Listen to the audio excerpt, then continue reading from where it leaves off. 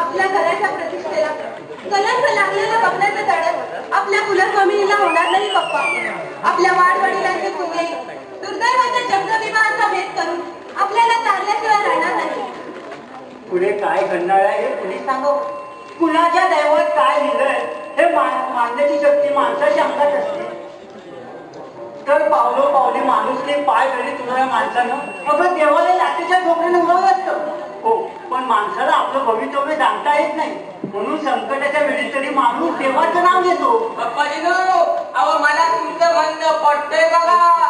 अहो तसं न पटल्यासारखा तुमचा बोलणारच नसता. पप्पाजीनो, अहो झालंय की नका मोरा तुम्हाला ठाव आहे काय का? अहो उभ्या गावातली उन्हाळ पोरा मला कधी तर नाराज म्हणतात. तर मी कुणाची भी घालत नाही. पप्पाजीनो, अहो तुम्हाला म्हणून सांगतात या कलियुगात इतकं पाप घडतंय, इतकं पाप घडतंय. अहो माणसाच्या महिला धावून यायला देव बी लय घाबरते आहे.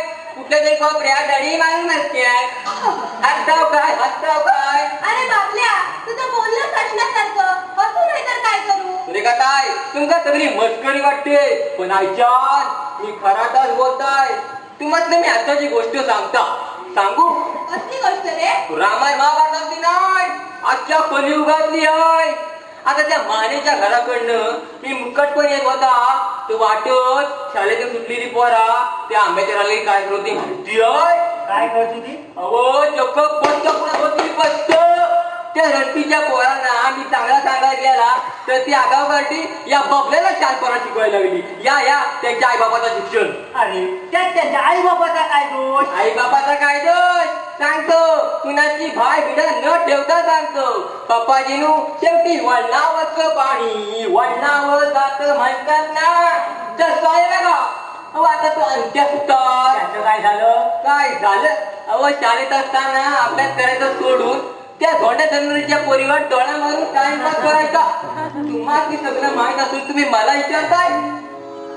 अहो लोक कुठे मास्टर त्या वयाच्या मागण्या उठवायचा. शेवटी ती लपडं वाढलं. गावभर त्यांच्या लपड्याचा घंटा वाजला. तेव्हा पोराच्या बादशाबरोबर हे तिला जाऊ नवीन उरकून घेतलं. त्या उपटचं मानव घेतलं की नाही? हो, बरोबर. मग आता तुम्हीच सांगा, अशा लपड्यातून जन्माला आलेली पोरा ऐशी बघणार की डवाल करणार मग काय सत्पुराचा पुतलाच नाही. अरे बाबल्या, ज्याचे कर्म त्याच्या जवळ. आपण कशा डोक्याला ताप करून घेतला? नाही कुणाच्या बाबतीत खर्च येतो ते येऊ दे मला इकडे मानन कोण पडलं नाही ना तर बापल्या गुरुवाच्या वरच नावच सांगणार नाही. अहो या गावच्या वचनदाराचा पोर आहे मी. गावच्या पांढरीला जाप केला ना एकाची बोलती बंद करीन. ठीक आहे, पुढचं सांगताय ते लवकर. आम्हाला जायचंय मला. आणि वाटेल त्यावेळेला देव धावून यायला तो काय हे काम केला नाही. अहो हा तुमचा म्हणताय ना अगदी खरा आहे बघा. अहो आजकाल देव पण लय लबाड झालंय. त्यांच्यात पहिल्यासारखं दम नाही. बापल्या, काय दम आहे तो तुझ्यातच बाबा. तुरे काय तुम्हाला भंकच करू नका सांगून ठेवतोय. अरे आपण देवाला का दोष लावायचा? आजकाल पवित्र गाभाऱ्यात सुद्धा सगळा भ्रष्टाचार होत असताना देव कसा माणसाच्या वारेला उभा राहील? अहो माणसाला इतका मात चढला त्याचा विचार देवाने मग कुणी करायचा? अहो जिकडं बघाव तिकडं मानकरी पुढ्यांच्या पार्ट्या होतात जेवणात. हो नवसागराचं तीर्थ आणि कोंबडीचा महाप्रसाद घेतल्याशिवाय आजकालच्या पोरांना पालखी खांद्यावर गेला रूपच येत नाही बघा. म्हणून म्हणतात जशी भात तशी पोरा. तू तर पोरांकडे लक्ष देऊ नकोस रे. अरे पोरवय आहे त्यांचं. मला शिकवते तू पोरवय म्हणून. पप्पाजीनू एका कार्टेचं लगीन लावून देता आणि मग बघा पोरवय कुठे उड्या मारते ते. जाऊ दे बाबल्या, चल पुढे बोल. काय ते लवकर. आणि तू उगाच ना डोक्याला त्रास करून घेऊ नको. अहो मी कशाला ताप करून घेऊ? मला बी सवय झाली. पण पप्पाजीनू ही कालची शेवडी पोरा माझी मस्करी करतात ना त्याच कारण मात्र तुम्ही. मी तो कसा काय? होय तुम्ही कसं ते मला विचारा. अरे विचारून तरी काय उपयोग काढवा तुला? तुम्ही नाही विचारलं तरी मी बोलणार. बोल बघू काय ते. आपलं बोलणं कसं अगदी स्पष्ट. काय तेव्हा मी नको नका म्हणत होता. पण पप्पाजींनी त्या गंग्या गुरुवाच्या मॅट्रिकची फॅक्टरी शिकलेल्या पोरीवर माझं लग्न लावून दिलं. त्यात पप्पानी काय वाईट केलं तुझं? नाही बाय कसा बोलत तर माझ्या तोंडात किड पडतील. त्यात सांगताय बाय चिरा पडला माझ्या बायकोच्या तोंडापेक्षा मोठी जड. आता बघा लगेच 9-6 महिने झालं तेव्हा मला होती कशी या म्हाताऱ्याला सोडून वेगळा राहावं असं म्हणणं आहे तिचं. खरं की काय तुला सगळा खोटा वाटताय. अहो रणबीची सकाळ संध्याकाळ भांडण करून 4 चौघात माझा नाक कापता. अहो काल माझा रागाचा पारा चढला सारी भांडण झोडपली. काय बायको चपलेच मारलं. मग काय करू पंचायतीला पूजा करू अहो माझी वाहन तुटली पण तिचा कोणता मिटला नाही. शेवटी मला पासून बापकडे पळून गेले ती बाय. आता परत येतोय का नाही काय माहिती. ये परत हा तुला बावलटपणा सोडून जा नीट वाग. बायको जाणार नाही कुठे आपोआप येईल परत. म्हणजे काय तिचा बाप येईल परत मी सोडतो काय तिला. अहो बायकोने पाय चालत यावी म्हणून सड्यावर बिर्याण्या खाली नारळाने मिठ्या मिठाचा कोंबडा देऊन त्याला तिच्या मागावर सोडलाय. 8 दिवसाची ती बाय थैटे नातं झाली नाही का तर बापल्या गुरुवाच्या वेळेस तर नावच सांगणार नाही. आता तू हेच सांगायला आला होता की काय मारी घडला माझा मुस्काट असं होतं बाबा. एकदा काही बोलायला लागलो का माझं फाटकतो तुझ्या बाई नाही बोलायचं ते निघून जातो. मी आलो होतो त्याचा घोरपडे निरोप घेऊन त्यावेळी तुम्हाला बोलवलंय. मी त्यांच्याकडे जायला निघालो सुरेखा येतो जाऊन कर रे बाबल्या. होय होय चला चला. लवकर जा पप्पा हो हो आणि लवकर घरी या. हो हो.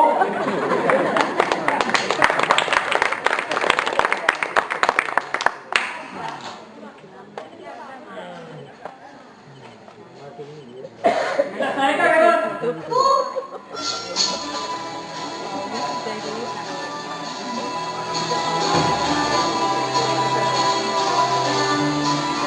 दादा घरात नाही आहे, बाहेर गेलाय.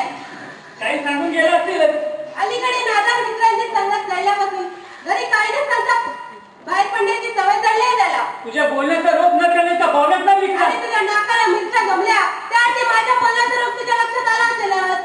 कोणत्या गुणगारीला पाहून अपमान करतेस तू. लायकीप्रमाणे पाहून चालवता पाहुण्याचा. खरं तर आपली पायरी करून वागणाऱ्याची चांगली खेटरच पूजा करायला हवी. सुरेखा आज बेतालपणे जीप चालवून या विक्रांचं अपमान करायचं धाडस करतेस तू. हे विसरलीस तू.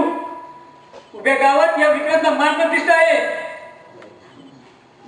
जलबद्री माणसाच्या पोटी जन्माला आलेल्या तुझ्यासारख्या मुलीनं माझा अपमान करावा हे सहन करणार नाही मी. अपमान करून घ्यायला इथे येण्याचा कोणी आग्रह केला नव्हता. लोटाट कुत्र्याप्रमाणे इथं घुटमटाने चाल चालतो. सुरेखा विलास माझा मित्र आहे म्हणून इथे येतो मी. याचा अर्थ असा नाही की तू माझा अपमान करावा. अरे चांगली ओळखून आहे मी तुला. तुझ्या ओठावरचे शब्द किती गोड असते ना तरी काळजात विष आहे विष. ओळण टाकलेला कुलंगर काढता म्हणून तुझ्या नावाचा डंका वाजता आजूबाजूच्या गावात. कुणाची पिशवी आहे माझी विरुद्ध बोलण्याची. आणि जर तसा जर कोणी प्रयत्न केला ना बत्तीशी कायमची कशात घालेल. अच्छा 8 दिवसापूर्वी हनुमान जयंतीच्या उत्सवाच्या वेळी शेजारच्या गावात त्या बायकाने तुला चपलेनं मारलं. त्याचा तुला जरी विसर पडला असला तरी लोक विसरणार नाही. आणि त्या मूर्त्या बायकांनी आवडीचा भोपळा करून माझ्यावर हात उचलून धाडस केलंय. त्याची किंमत मोजावी लागली का ना. अरे ज्याच्या लायकीचा दिवाळ वाजलाय त्याच्या पोकात रंगांना कोणी घाबरणार नाही. दादाला दारूचा जुगाराचा नाद जाऊन आमच्या सुखी संसारात विघ्न निर्माण करणारा कारक आणि माणूस आहेस तू. माझ्यावर खोटे नाटे आरोप करशील. माझ्यावर माझ्या नावाने दगड पाडण्याचा प्रयत्न करशील तर तुझ्यासारखे बनणार होतील. एका आदर्श शिक्षकाची पोटी जन्माला गेल्या विलासला मी मात्र काही शिकवण्याची गरज नाही. आता हे मात्र खरं आहे. उभ्या आयुष्यात पापाच्या कधी दारूचा वास समजला नाही परंतु त्यांच्या पोटी जन्माला आलेल्या विलासला दारूच्या वासाशिवाय घात जात नाही. एकही शब्द न बोलता चालायला लागितून तुझ्या मुखवट्याच्या पद्धत बघत तसे की रिकामटेक नाही मी. माझा इशारा नीट लक्षात ठेव. संधी मिळाली ना तर फुकट घालवणार नाही. अरे तुझ्यासारख्या हलकट नीट माणसाच्या हातून दुसरं कुठलं चांगलं काम होणार. दुसऱ्याच्या काडीनं तिसऱ्याच्या घराला आग लावून माझा वागदृष्टीला डोळ पाळला तू. सुरेखा! हलकट नीट हात कर माझा.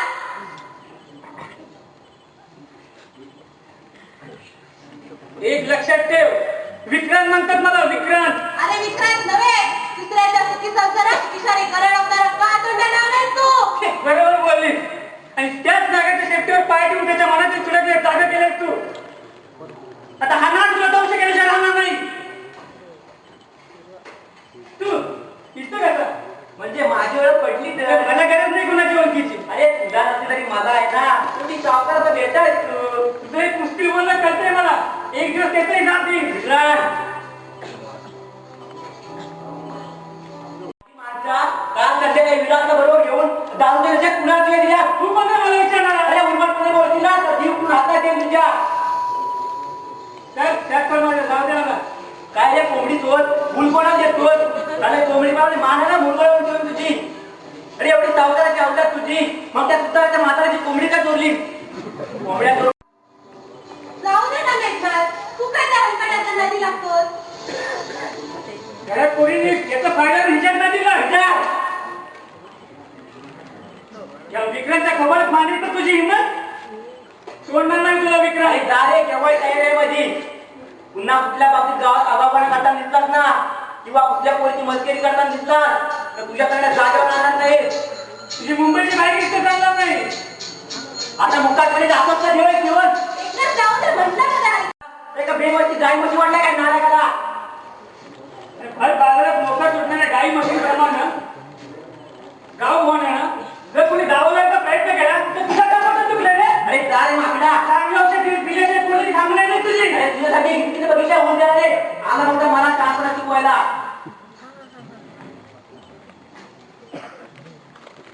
सुरेखा एवढंच का नाही अरेच्छा ते काय की काय तुला कुठे कोणाच्या रागालोगाची परवा? मुंबईवरून येऊन 4 दिवस झाले तुला. आमच्याकडे यायला आज सोड मिळाली होय. अगं सांगितलं तर पटणार नाही तुला आल्या दिवसापासून यायला सवडच मिळाली नाही बघ का? 3 दिवस आनंदरावासोबत तालुक्याला होतो मी त्यांची आणि भुजनरावाची केस आहे ना कोर्टात नाहीतर तुला भेटायला आल्याशिवाय राहिलो असतो का मी तर म्हणे तुला भेटल्याशिवाय राहिलो नसतो. जसं काही कोणी ऐकलं तर त्यांना वर्षभरात एक फोन करायची सवड मिळाली नाही तुला. अगं सांगितलं तर पटणार नाही तुला मुंबईच्या धावपळीच्या जीवनात सध्या फोन करा सुद्धा वेळ नव्हता मला दिवसभर कोणी सांगेल तिकडे नोकरीच्या खटपटीत भटकायचो आणि संध्याकाळी निराश मनाने घरी यायचो अजून नोकरीचं जमलं नाही कुठं. अगं नोकरीचं जमलं असतं तर आता मध्येच का गावी आलो असतो सुरेखा मामा घरी नाहीत का तात्या गोरपडे मग लवकर येणार नाही मी निघतो आल्याच जायचं होतं तर मग आल्याच नाही का त्याला. अरे अजून नाकाच्या शेंड्यावर राग आहे वाटतं घट्टा करू नकोस हं माझी. बाकी काय मग सुरेखा लटक्या रागात अगदी चिकनी दिसतेस बघ चिकणी ही कुठली रे भाषा? अगं मुंबईच्या गल्लीतली चिकनी म्हणजे देखणी सुरेखा एका गोष्टीचं मला आश्चर्य वाटतं बघ तू एवढी वयानं वाढलीस पण तुझी लहानपणीची सवय गेली नाही अजून कसली सवय रे? गावात बसून जाऊन बसायचं तुला नाही कळायचं ते. तू मुंबईला गेल्यावर तुझा फोन आला का नाही म्हणून रोज पप्पा मला विचारायचे. नाही म्हणून सांगताना माझ्या जीवाला काय वाटायचं ते तुला सांगून कळणार नाही. हे पण खरं सांगा मुंबईला कधी माझी आठवण यायची का रे तुला? आठवण अगं कुठल्या अर्थाने विचारतेस तू आपल्या दोघांच्या बालपणापासून आत्याने जोडलेल्या नात्याचा अर्थ कळला नाही तुला. सुरेखा भावी जीवनातील लढत माझी आई तुला सून म्हणून चिडवायची पण पोरवयाची नाते थोडपणे टिकत नाही हे आता कळायला हवं तुला सुरेखा मेघनाथ काय बोलतोस तू हे? अगं नंतर तुझ्यावर पश्चाताप करण्याची वेळ येऊ नये म्हणून तुला वेळ स्वप्नातून जागा करतोय नात्यानं तू माझ्या मामाची मुलगी असलीस तरी जगाच्या दृष्टीनं तू एका आदर्श शिक्षकाची मुलगी आहे आपली बहीण श्रीमंताकडची सून व्हावी असं वाटणाऱ्या तुझ्या त्या भावाला आपले नातं आवडणार नाही सुरेखा मी माझ्या भावांची खात्री देऊ शकते आयुष्याची पर्वा नाही. ते बहिणीच्या भवितव्याची कसली काळजी करणार पण पप्पांबद्दल मला खात्री आहे ते माझ्या इच्छेविरुद्ध कधीच निर्णय घेणार नाही. तरी तू विचार कर सुरेखा माझ्यासारख्या दलबद्री माणसाकडून अगं तुला कसलं सुख लागणार सुखाचा अर्थ कळला तर दारिद्र्यातही माणूस सुख समाधानाने जीवन जगतं. मनाने मी माझं सर्वस्व तुझ्या चरणी वाहिले. देवाच्या चरणी वाहिलेलं हे फुल कुणाच्या तरी पायदळी तुडवलं जावं हे जर तुझ्या मनाला पटत असेल आणि माझ्याशी लग्न करण्याची तुझी इच्छा नसेल तर सुरेखा एकनिष्ठ प्रेमाची पूजा बांधणाऱ्या तुझ्यासारख्या भाव वेड्या मुले दुखून दुसऱ्या मुलीसोबत लग्न करायला वेडा नाही मी मेघनाथ खरं सांगतोस ना तुझे? तुला नाही खरं वाटलं वेडी कुठली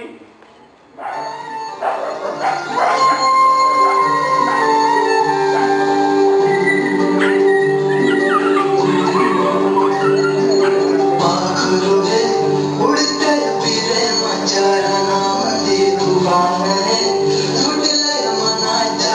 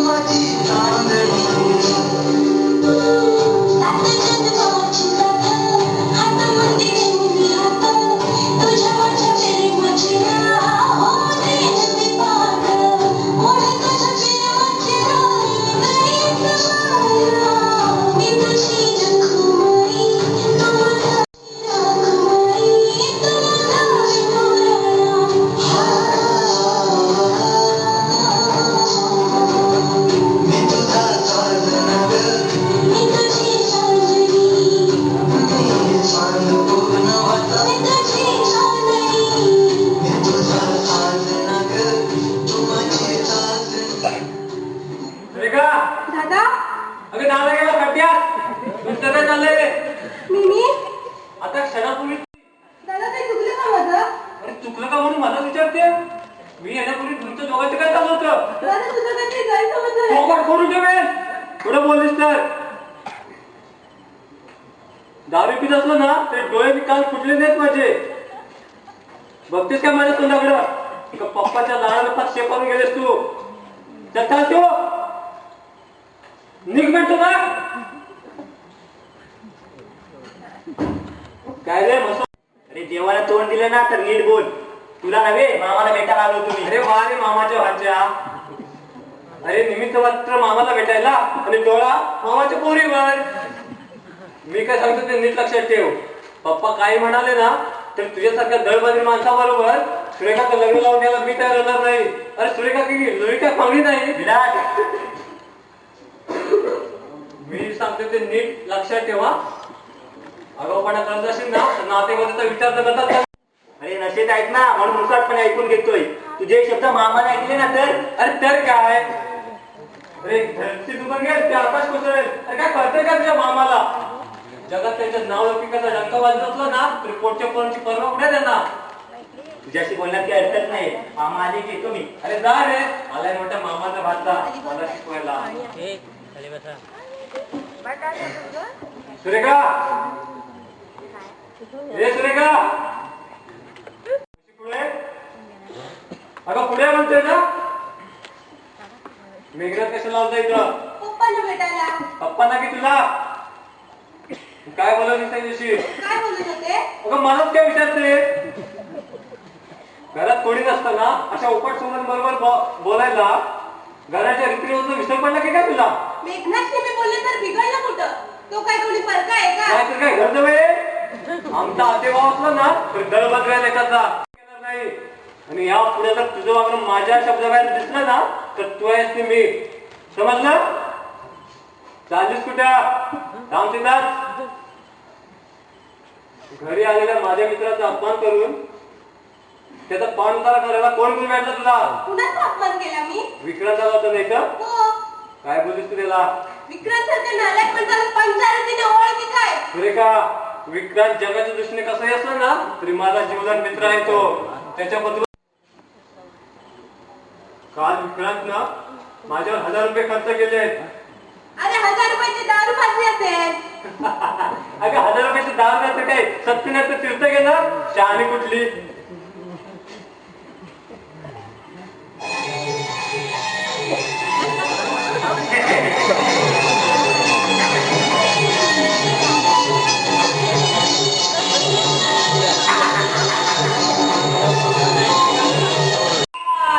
खबरदार जर टाच मारूंगी जान. पुढे आला येडा. मस्त ब्रह्मचार चक्रम झालेले वेळा म्हणता का? तुझी जीभ कशी धडत नाही? अरे वेळाला वेळ द्वेषानं म्हणायचं. असं रे आपल्या राज्यातील कायद्याने सुरू आहे तसं दिवाळ वाजलेलं दिसतंय. आमचा अपमान करण्याचा धाडस केला नसता मासाहेब. लहान तोडी मोठा घात घेतो पण भरल्या दरबारात त्या दीर्घच्या शिपुडांना आमचा अपमान केलाय. त्याला हत्तीच्या पायाखाली गेला ओठ होऊन झाला तर बेलगम चालणारे त्याच्या जिभेला छाटून देऊन टाका. वासू तुझी तब्येत बरी नसताना तर भेटत तू कशाला? मोश कोण म्हणतं आमची तब्येत बरी नाही?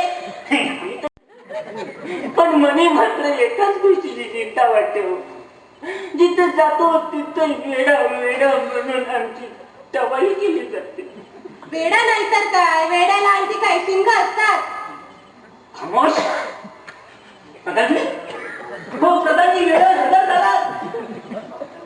अरे बघता ते आमच्या तोंडाकडे तर आम्हाला वेडा म्हणणारे राजकरी उडवामान मी काय समजत. आपण आपल्या राजाला आवडला मी आपली क्षमा वाचतो. चूक पाहा तुम्ही. अहो तुम्ही क्षमा मागायला ठीक आहे. तुमची रिमोट कंट्रोल किती आहे किती काय बोलते हे तुम्हाला न कळायला तुम्ही कानात कासाचे गोळे भरले. महाराज आपले पाय धरून क्षमा मागते. नको नको बाहेर नको असं बोलून त्या जीवनाचा नका लागू नका हो. खरं तर आपलेच त्याला धुवून त्याचे तीर्थ पाणी त्याचे पाणी तीर्थ पण उठावे एवढी जमती लायकी असताना हे मुलं त्याचे पाय धरले. महाराज महाराज तुम्ही आता असं करा. कसं करू? तुम्ही वसुंधर राहिलेल्या खंडणीच्या नोटा बदलत बसू की त्या हातपट्टीवाल्यांचे हप्ते बदल करू? बोला बोला बोला महाराज बोला. तुमच्या शब्दावर जाण्याचा आम्ही धाडस करणार नाहीये त्याची खात्री असू द्या. काही तसं झालंच तर आम्हीच काय अरे स्वर्गात पोचलेले आमचे पूर्वज अशी नर्तकुडी म्हणून म्हणतोय आमच्या हातून असे पाप खंडाळी पायातील जोडे करून तुमच्या पायातील जोडे करून आमच्या कानाखाली पण वेडा म्हणून आम्हाला येऊ नका. वेडा म्हणून आमचं काळे रक्त आमच्या खात्याला घर पडतात. घर वेळेला रडाय झालं तरी काय आला तरी कसा नाही हे नाही मी वेळा नाही मी राजा आहे राजा.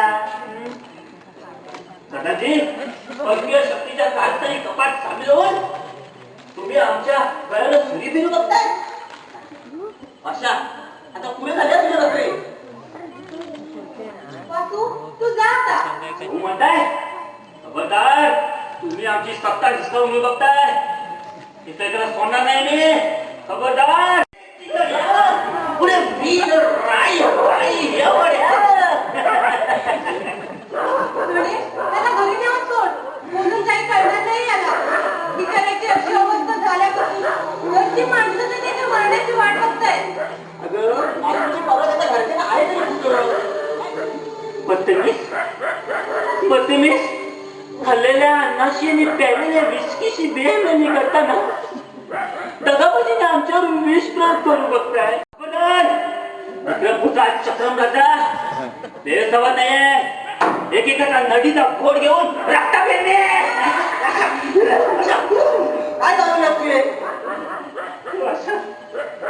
वाशा अरे विक्रमपुरच्या चक्रम राजाला दगावाने हात मारतात होती जीभ कशी धडकते. सेनापतीच्या दगाबाजीमुळे आम्ही आमचं राज्य जीवन जगण्याची पाळी आली हो आमच्यावर. म्हणून काय आमच्या राजाच्या पुत्र्या माणसाने आमची थट्टामस्करी करावी. विक्रमपूरच्या चक्रम राजा अरे काय तुझी दुर्दशा रे. आता याला तू घालवायचं तरी कसा. काहीतरी कर पण याला घरी नेऊन सोड. पृथ्वी युक्ती महाराज खूप अपघात झाला. काय झालं आपल्या राज्यावर आपल्या राज्यावर शत्रूने आक्रमण केलंय. होय होय अरे एवढी गोष्ट मोठी घडलं असताना तुम्ही इथं कसली झकमारी करताय. याला संशय आणि चला आपल्यावर आक्रमण करणाऱ्या शत्रूला पाठबोई करूया. तुम्हाला नाही येत आहे ठीक आहे मी एकटा जातो.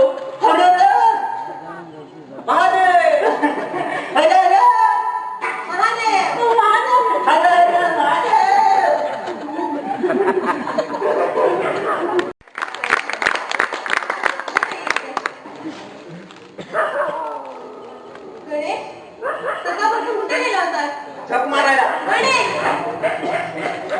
अरे घरात पाऊल टाकायची मोठी झाली तुमची सुरुवात.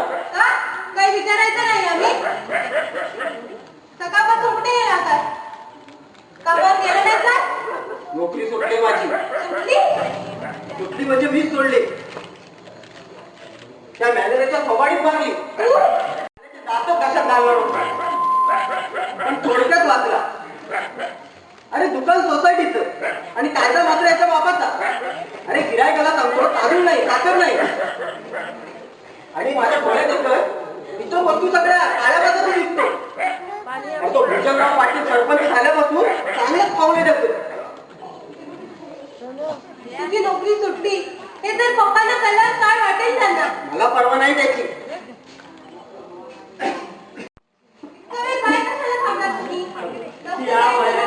या वयात घरात आलं तरी खूप थकल्यासारखं वाटतं. खरं म्हातारपणीचे दिवस सुख समाधानात जावे असं प्रत्येक माणसाचं स्वप्न असतं. परंतु प्रत्येकाचं विधी लिखित हे वेगळंच असतं. पप्पा देव सुद्धा कधी कधी नाटके असल्यासारखं वाटतं. इतके कष्ट करूनही आपण आज जन्म दारिद्र्यात राहावा अशी शिक्षा दिसते.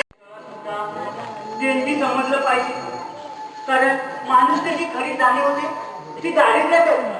सगळं माझे ऐकत नसताना सुद्धा पोरांना कर्ज काढून शिकवलं मी, पण आजवर कर्जाबद्दल तुम्ही एका शब्दाने मला विचारलं नाही. आणि आता विचारण्याची वेळ सुद्धा येणार नाही. गणेशच्या पगारातून लोकांचा कर्ज फेडेन मी. पप्पा काय झालं? पप्पा गणेशने नोकरी सोडली. काय गणेशने नोकरी सोडली?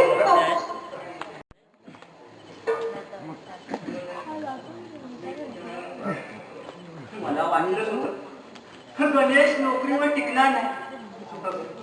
नोकरी दुःख नोकरी केल्याचं नाही, पण मी टाकलेल्या कुलकर्णी शब्दात त्याला मोल राखता आलं नाही. याचंच वाईट वाटते. आता कुणाच्या आशेवर कर्जदारांना तोंड देऊ अशी पोरांची विचित्र वागणी करू. यापूर्वीच मला देवानं मरण दिलं असते तर फार बरं. पप्पा असं बोलू नका पप्पा. फार बरं झालं.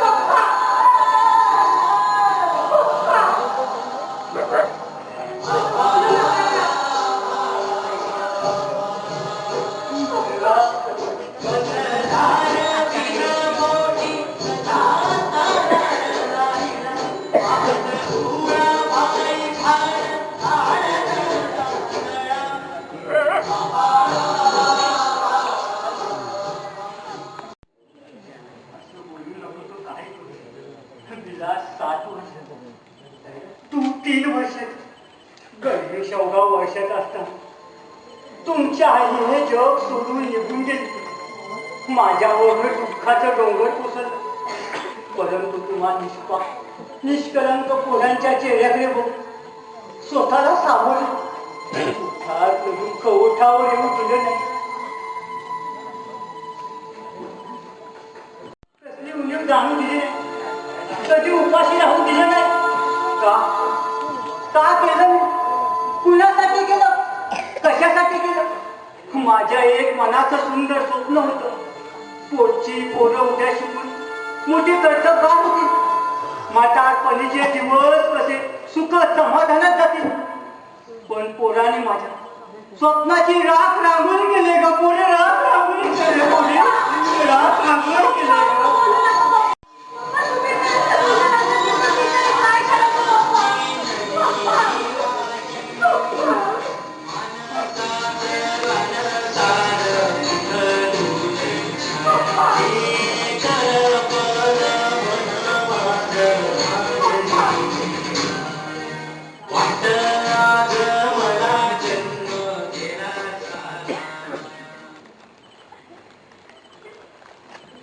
गणेश कुठे निघालास?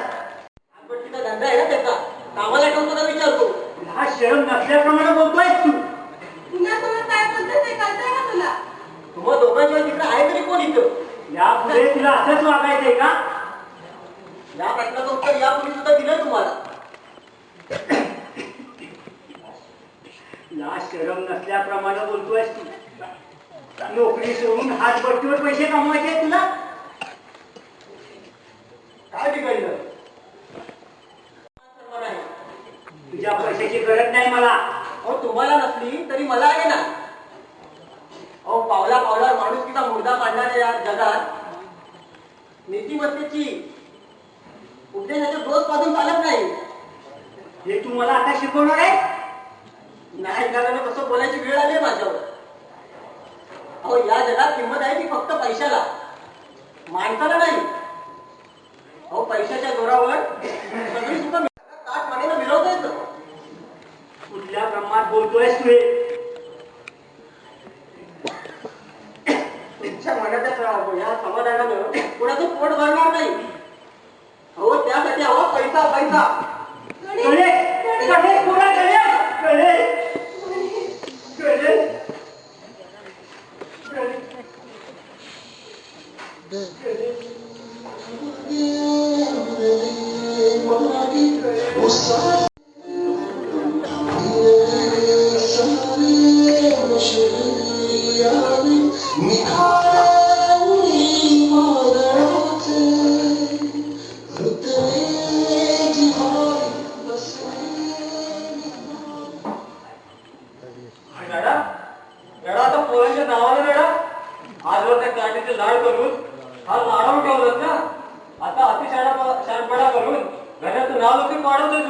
लाडका लेख बोलतोयस रे?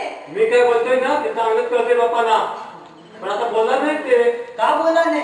गणेश लहान म्हणून काही वेळेला आता सांगत आहे तो डोक्यात घेऊन नाचत. माझ्या चुकाच्या प्रत्येक वेळेला दाता जन्माची वैरी म्हणून वागलात तुम्ही. दादा दारूच्या नशेत वाटते ते बघायला नकोस. अगं वाटेल ते बघायला माझं काही डोकं फिरलेलं नाही. मी दारू का पितो याचा कधी विचार केला तुम्ही? माझ्या आयुष्याची होळी पेटून माझ्या आयुष्याचं वाटोळ केलं तुम्ही. तुमचा प्रत्येक शब्द शाप ठरलाय आणि माझ्या सुखाचं विष बनलंय विष. कुठल्या ब्रह्मात बोलतोयस तुझे? एका लग्न समारंभात गीताची माझी ओळख झाली. काही दिवसातच प्रेम भावनेनं आम्ही एकमेकांना लग्नाचं वचन दिलं, पण तुम्ही आमच्या लग्नाला विरोध केला. विरोध केला? तुझ्यासारख्या व्यसनाच्या आधी गेलेल्या मूर्खाला शांत पण सुद्धा म्हणून त्या पोरीच्या आयुष्याची वाट लावायची माझी इच्छा नव्हती. शेवटी तुमच्या इच्छेप्रमाणेच घडलं. माझी गीता माझा भरला संसार म्हणून हे जग सोडून निघून गेली. अरे तुझ्या जन्माचं वडील जन्मदात्याचा काही रक्तबंबाळ करतो आहेस तू.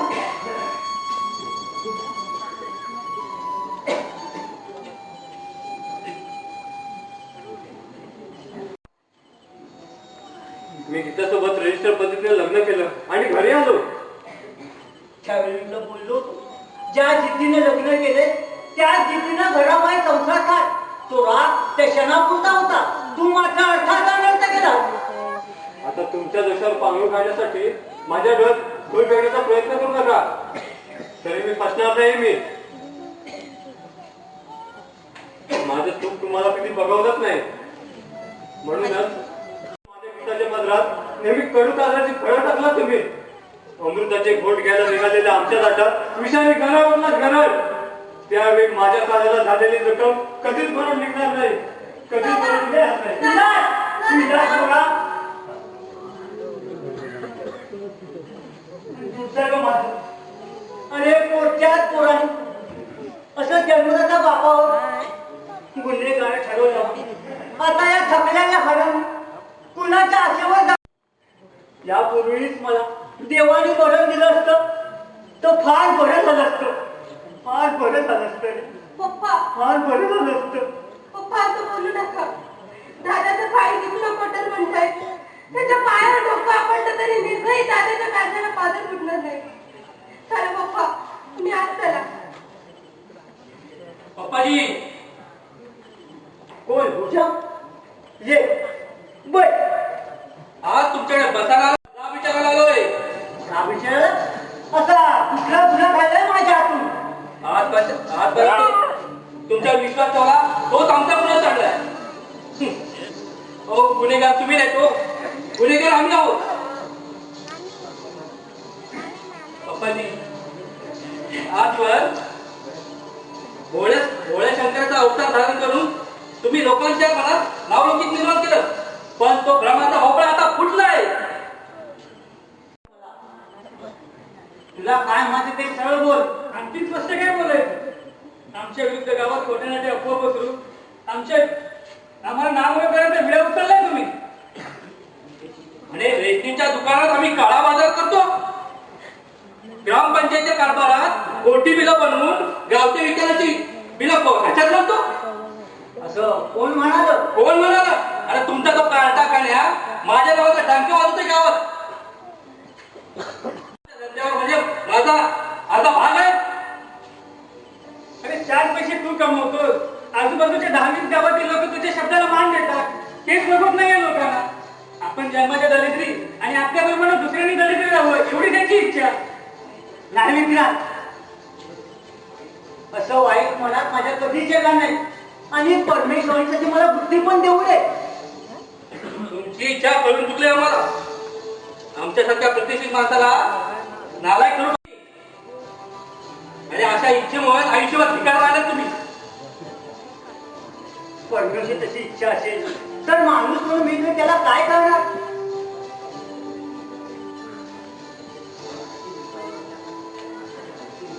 आता आणखी भिकारी होणार तुम्ही. हं, माणसाच्या नजरून भिकारीच आहे तेव्हा मी तरी काय करू? इच्छा परमेश्वराची नाही, या भुजंगराव पाटलाची आहे. माझ्या कारणाने माझ्या मनात सूट संतानाची आग सूट पेटवले आणि त्या आगीतच पेटवणार आहे तुमची नाव लौकिक, तुमची प्रतिष्ठा.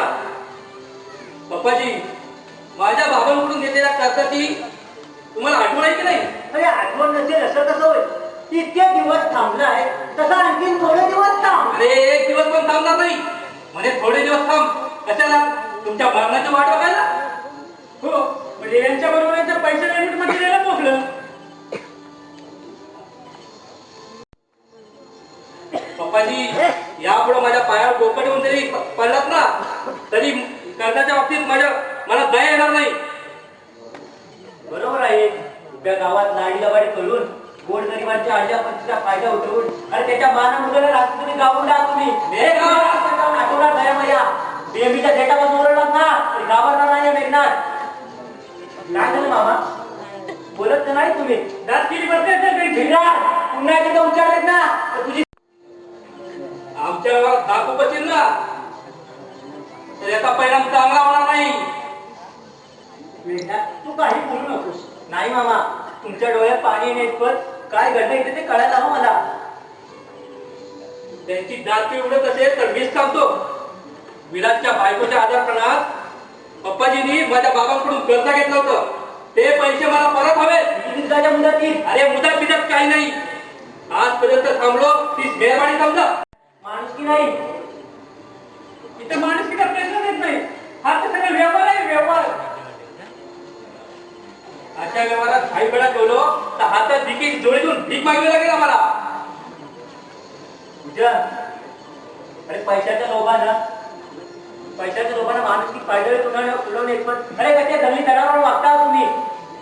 एक भोजन उपकार करते जंगली जनावर म्हणायचं मात चाललंय या लोकांना. अरे आम्हाला जंगली जनावर म्हणायचं मात चाललंय काय? पप्पाजी, तुमच्या उर्मट भाषेला सांगा वेळीच आवाज आला नाहीतर गावात दिवस करणं कठीण जाईल ना. अरे ही धमकी दुसऱ्या पद्धतीने दे. माझ्या वाटेला जाण्याचं धाडस कराच राहतो. दुसरा जन्म घ्यावा लागेल.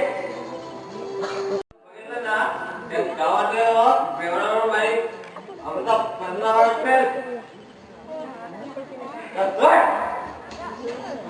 गल्ला बरा आहे.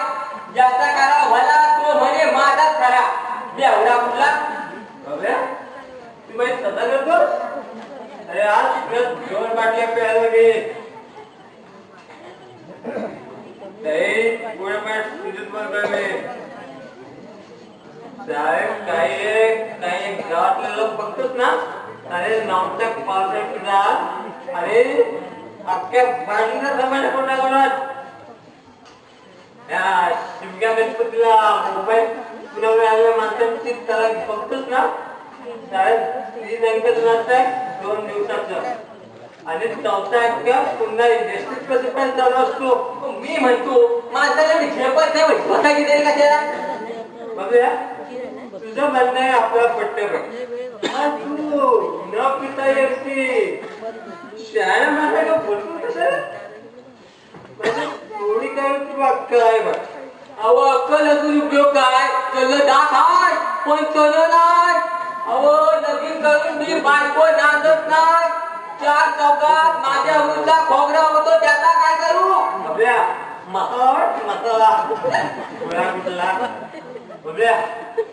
तुम्ही बायको नांदत नाही ना. होय होय माझ्याकडे हे असं इकडे तिकडे रामपाय उपाय सांगतो बघ तुला. उपाय कसला रे बाबा? बघ तू माझ्यामुळे ना दारू प्या बाबा. दारू पेना की अंदर एकदम 12 यांचं पर्यंत बाया रोड सासवडला जा तिथं धमाल कर. बाबा बायको कशी मुखात पडायचं ते तुमच्या मारी टोपी तुमच्या ती दारीतून सासरवाडीला गेलो ना तर सासू माझी पॅन्ट जागेवर ठेवणार नाही. अहो रात्रीच्या अवतार आहे तिचा. कुठं काय तू काय जमण्यात अरे मी बघ 2 बाटल्या एका बैठकीत बदलतो तर आज ना पेटवाच नाही. साहेब कोण काय बोलतो ना त्याच्याकडे वाटतच नाही. निर्लज्ज दादा तुम्ही. ऐक रे बाई कमा अहो कमाल कसली, सगळी बेवड्याची धमाल आहे धमाल.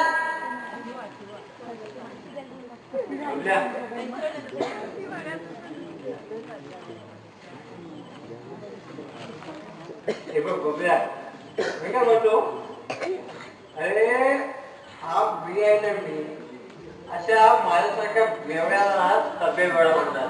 अहो सभ्य कसला बेवडा तो बेवडा. पुन्हा मला शंकर तुम्ही इतकं काही करून बी तुम्हाला दारू न प्यायला मागतात का? मला जमता कसं म्हणजे आपला खरोखर तिचा का पिण्याचं धोन करतात.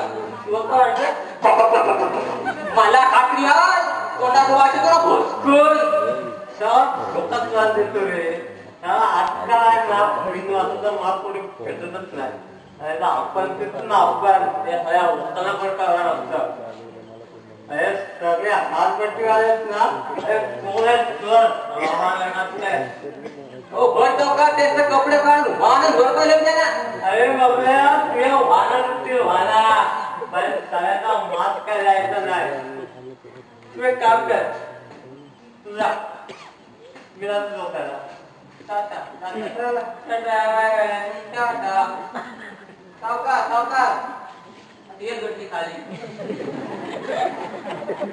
एवढा आवाज आहे तरी स्वतःला सोबीच गमतोय.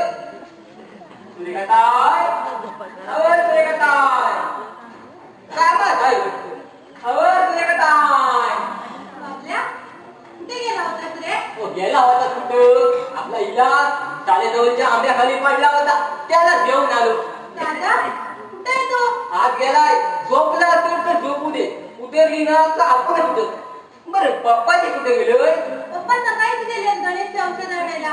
काय देवा शपथ सांगतो मी पप्पाची पुण्य आहे मोठी म्हणून गणेश वाच लावू नाही तर त्या कड्यात पडलेल्या माणसाची खाडा व्यापार चालत नाही अशी लोक म्हणतात. पण बाबल्या, डोळ्यात बरंच मान लागलाय रे. त्याची काळजी नको डोळे काय होतील बरे. या बापल्या किंवाची तर वाहन तरी खोटी करायची नाही. अरे मेघना ये आता पुढे ये. तुझ्याच वाट्याने डोळे लागलं होतं तुझं माझं नाही ग तिथं. आता किती निघतं. अरे मी आल्या तू का निघाला? त्याचं काय आहे माझी बायको नांदेड करती सवय आहे माझी.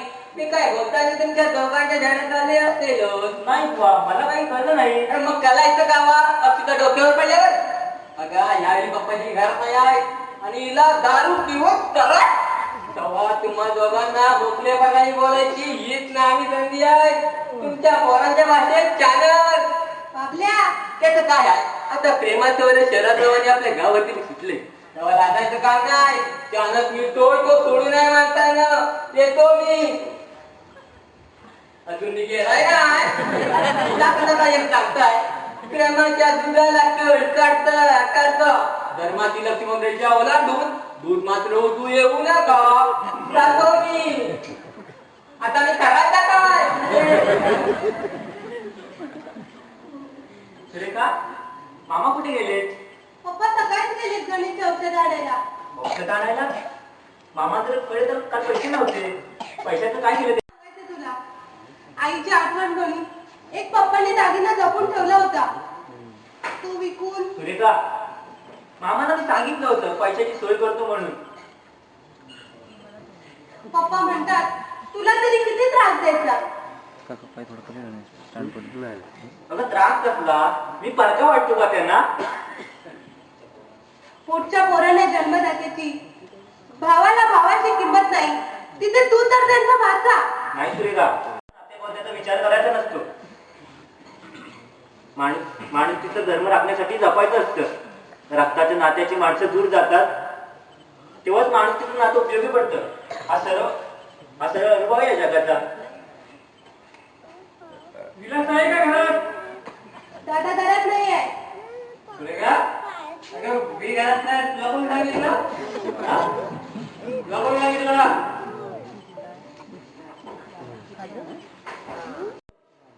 बरं झालं तू भेटलास. काल मी सांगत होतो त्यावर विश्वास बसत नव्हता तुझा. आता तरी खात्री करून घे. तुझ्या अभूत खोबऱ्या करून गावात फिरापत वाटणाऱ्या माणसाला वेळी सवरते. अरे नात्याला मामाची मुलगी असली म्हणून केवळ पूर्वाला पोरग्याची बावली नाही. विक्रांत आधी नशेत असलेल्या दादाला आणखी झटपटीचा प्रयत्न करू नकोस. रेखा तुझ्या वर दाबलं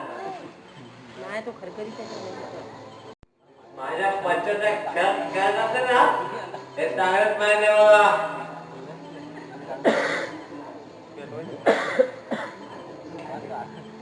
रेखा तू इथं उभी राहून काय करतोय राजा आधी आटोबा काढायला जायचं ना. रेखा सांगितलं ऐकत नाही तिला रक्तदान मागायला नाही तिला काय रे माझा तुझ्या नाताला भेटणार नव्हत्या नाता मित्रांच्या संगतीनं दारूच्या नशेत अरे रक्ताचं नातं विसरून बोलतोय तू. अरे मी दारूच्या नशेत असतो मग तुमचं पावतं समजलं.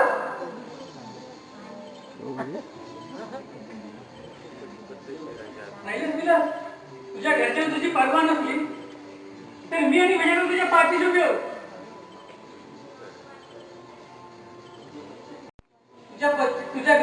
तुझ्या पश्चात घरच्या माणसाने तुझी किंमत केवढी बोल ठरवली. घरच्यांना तुझी भीती वाटत असली तर तुझ्या पश्चात दुसऱ्या माणसाने घराचं धाडस केलं नसतं. आमच्या घरगुती गोष्टीत तुला ना खुपसण्याची गरज नाही. तुझं बरोबर आहे.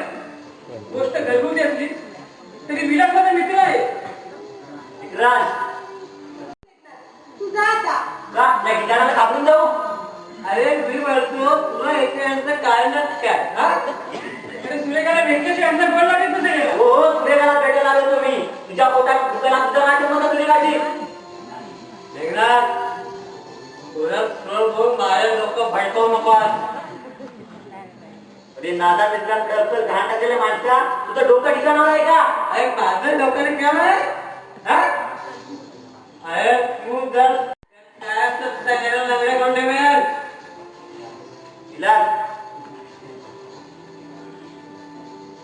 तुझ्या घरच्या माणसाने तुझी किंमत केवढी मोठी ठरवली ना तरी मी आणि भुजंगा तुझ्या पाठीशी उभे आहोत. तू फक्त इशारा करायची गोटी. तुझ्या अपुशी खेळणाऱ्या माणसाला कायमचा बंदोबस्त करायची तयारी आहे आमची.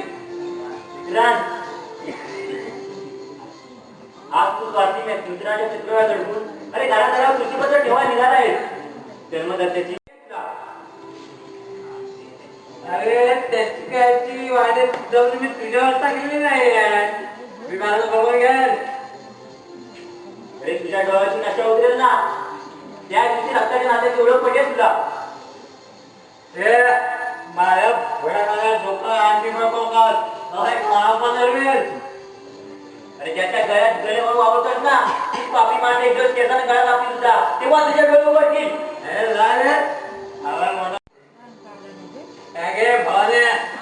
दोघांची वाट बघते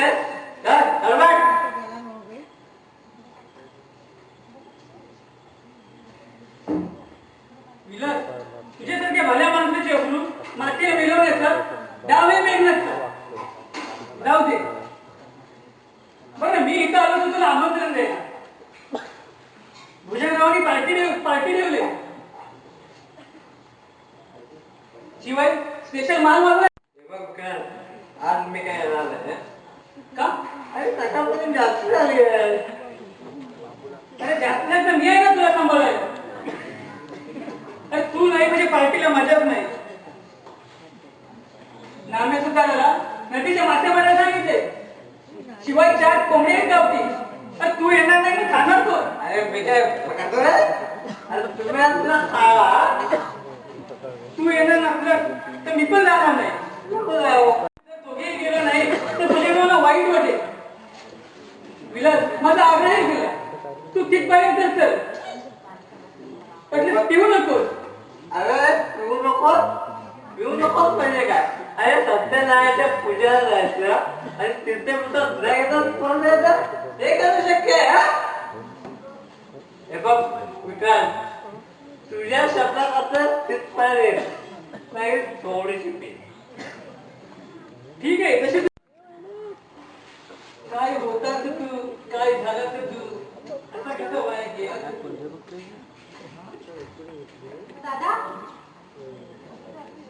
पहिला काय म्हणतेस? तुझं आणि विक्रांत बोलणं ऐकलंय मी. अगं आता कोणात तुला काय वाद नाही वाटत? शाळेने कुठली चल जा. अरे या पुढे तू घरातल्या एकाही माणसाचं तोंड बघायची, अरे बोलायची माझी. अरे असं काय वाईट केलं मी तुझं? वाईट? अगं पण ताण तरी काय केलाय? हा? तुझ्या डोक्यात कुणी नाही भरवलंय. अगं माझ्या सुखाचा काही कोणी विचार केला? घरच्या मायेच्या माणसांचे विचार तुझ्या मनाला कधी पटतच नाही. घरच्या मायेच्या माणसांपेक्षा तुझा जास्त विश्वास आहे तर तुझ्या दारुड्या नादान मित्रांवर. हो आहे माझा विश्वास. कशासाठी? अगं जेव्हा घरची मायाची माणसं परकी होतात ना तेव्हा बाहेरची परकी माणसं आपली वाटू लागतात माणसाला. गणेश, आला अंगा.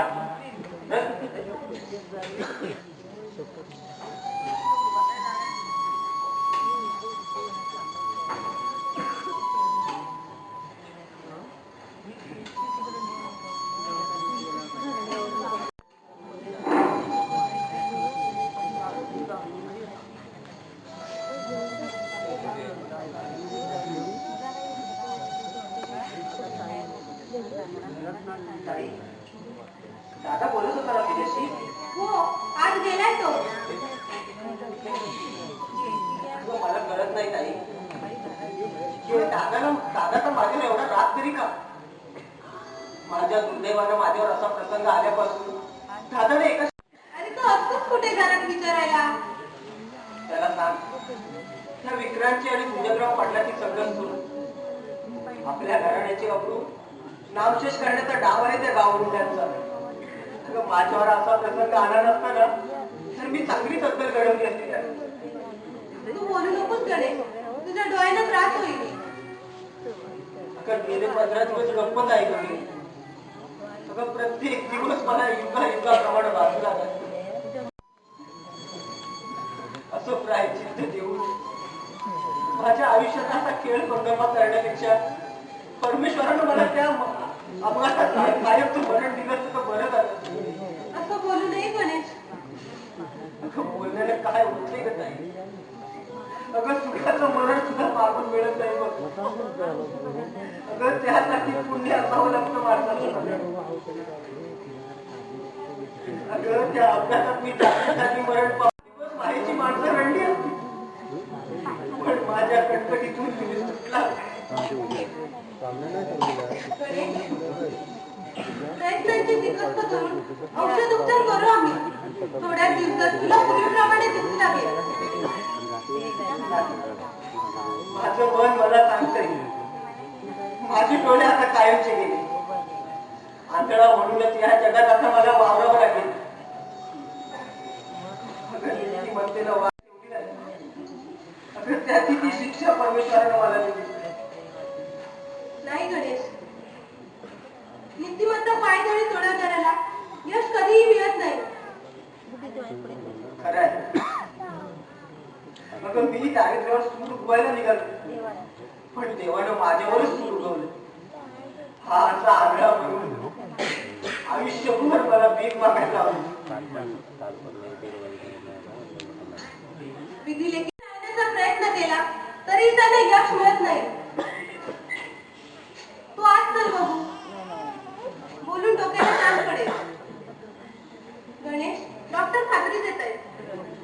ऑपरेशन नंतर तुला पूर्वीप्रमाणे दिसू लागेल. डॉक्टरांना तसं सांगावंच लागतं ग. अगं डॉक्टरी पेशाची ती नीतीच आहे. घटकेनंतर मरणाऱ्या माणसाला सुद्धा तू चांगला परावशील म्हणून सांगतात. पण पप्पा कुठे गेले ग? औषध आणायला गेलेत ते. तू पण कर. अगं किती वेळ अंतरावर ओळख आहे. कंटाळ येतो. मग इथंच बस. तुला काहीतरी खायला आणते.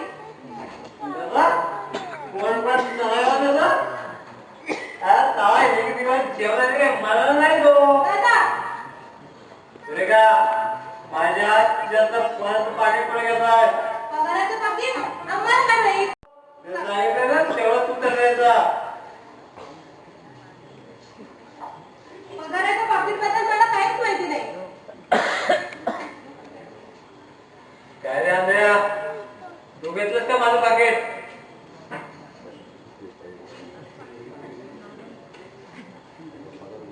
अरे दात उघडत नाही का तुझे? कया डोळ्यांबरोबर वाचाय गेली कायमची तुझी. हा दादा तुझी उभं सांगितलं लागेल ना जातं. काय रे आंधळ्या, कुठे आहे माझं पाकिट? दादा मला विचारतोस तू? अरे तुला नाही तर कोणाला? अरे वाटेल त्या आंध्र पाण्याला माझ्या डोळ्यात कुठले नाही. मी कशाला घेऊ तुझं पैशाचं पाकिट? अरे तुझ्या मळ्याला घालायला. जरा उत्तर द्यायचं तर मला विचारतो.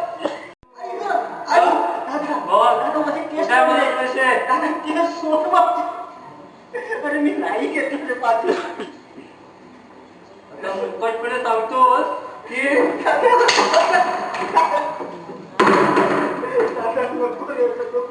पैसे कुठं आहेत? कुठं पैसे? अरे मला काय माहित तुझे पैसे कुठे आहेत? तुला माहित नाही तर कोणाला माहित? कोणाला माहित? अरे काय करायचे?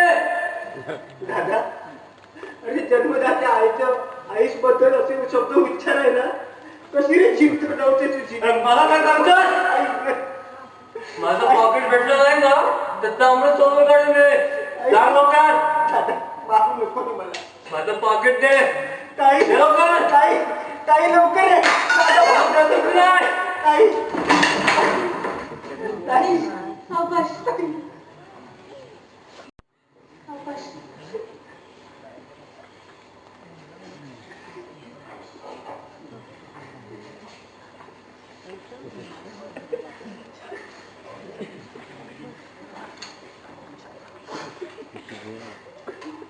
दादा तू माणूस आहेस का? माणसाचं कातडं मागवलेलं राक्षस. आणि या पाठीने जनावराला मारत तसं तू गणेशला मारलं. वडील भाऊ वाचून आजवर कधी उलट बोलले नाही, पण आज बोलण्याची वेळ आले. गणेश मार लागल्यापासून एका शब्दाने विचारपूस केलीच त्याची. अरे याचे डोळे कायमचे फुटले ना ते परवा नाही माझे. आणि साल्याचे डोळे फुटले ना तेच बरं मला. साल्याला आंध्र पण कोणतरी भीक तरी घालेल. दादा दादा असं बोलू नकोस रे. अरे माझ्यावर असा प्रसंग आला असला ना तरी मी भिकारी नाही रे. अरे तुझ्यासारख्या कर्मचारी आलो ना तुका तर मरण सुद्धा येणार नाही. अरे दुसऱ्यांच्या आयुष्यात आलेला कपाल करंट असतो. अरे परवा त्या कड्यात कल्चरल वेळ असतोस ना तर जग काय विस्मरण नसतं तुझा. असं चिंतन होऊ नकोस रे दादा. तुझा भाव आहे तो. तुला का आणखी मार. तुझ्या मनाचं समाधान होईपर्यंत मार, पण असं अभद्र बोलू नकोस. दादानं मारलं तुला? अरे दादा अरे एकुलते एक बहीण आपली आणि तिच्यावर तो हात उघडला. अरे कळा घेऊन जीव घेतले तिचा. घे आणि बस एकदा समोर निघालं घालत. साई तू बोलू नकोस ग. अगं दादा म्हणतोय ते खरं आहे. दादा म्हणतोय ना ते खरं आहे ग. अगं माझ्यासारख्या आगळ्या माणसानं जगायची त्यापेक्षा मला मनसुखाचं मरण आलं असतं ना तर फार बरं झालं. अरे कायची कटकट दिली असते. अरे माझ्या दुर्दैवानं माझ्यावर असा प्रसंग आला त्याला मी तरी काय करू दे दादा. अरे गळ्यात दगड वाजवून वेळ तुडू दे आणि सर तरी मला नाहीस तू. अरे सुखाचं मरण तुला ना नशीब असावं लागतं नशीब. अरे तू तर तडपडून मरशील. असं बोलू नकोस. माझे ऐकत नाहीये. मग कानात मोठं घालून गप्प बस. आणि पप्पा आले की विचारतात ना माझ्या पाकिटाबद्दल. माझं तर पाकिट मिळालं नाही ना ते एकेकाला सोडणार नाही मी. गोळ्या घालून काय केला दादा हे का?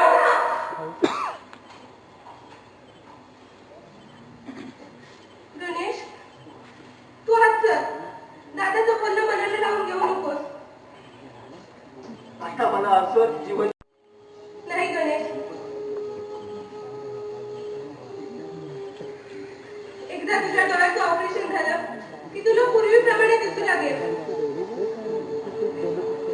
आपल्या कुलस्वामिनीवर माझा विश्वास आहे.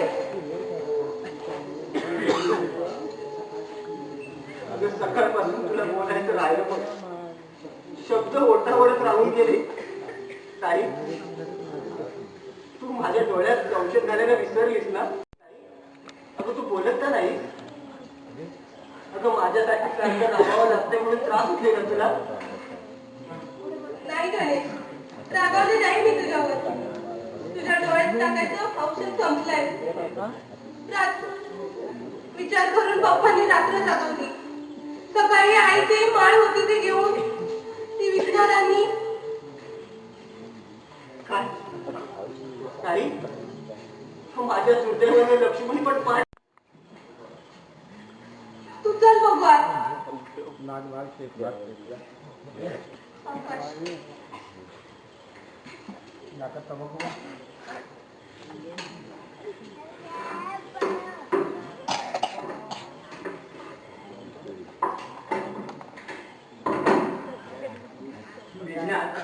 अरे जीवाला एकच काळजी लागून राहिले. औषधोपचार करून गणेशला कुणी पण दिसू लागलं नाही. भाकरीच्या चटकोर तुकड्यासाठी त्या लोकांच्या दारात लाचारून बसावं लागेल. असं काय बोलत नाही मामा तुम्ही? गणेशच्या या जगात कोणी नाही असं नाहीये. हे सोडू नका तुम्ही. हे सोडू नको तर काय करू? माझ्या डोळ्यात सगळं अंधार पसरलं. आयुष्याच्या वाटेवर संकटाचं धुकं पसरलंय. कुणाच्या आशेवर वाट शोधून या. हे जीवन जातील मामा. सुखाची पाहिजे माझं काय पिकलं पा. अरे केव्हा तरी गळून पडणार. काळजी वाटते ती सुरेखाची, गणेशची. येताना गाडीत खांडणीचे दळी भेटले होते. सुरेखाचं लग्न कधी करताय विचारलं त्यांनी. पण खाली उत्तर न देता गप्प बसावं लागलं होता.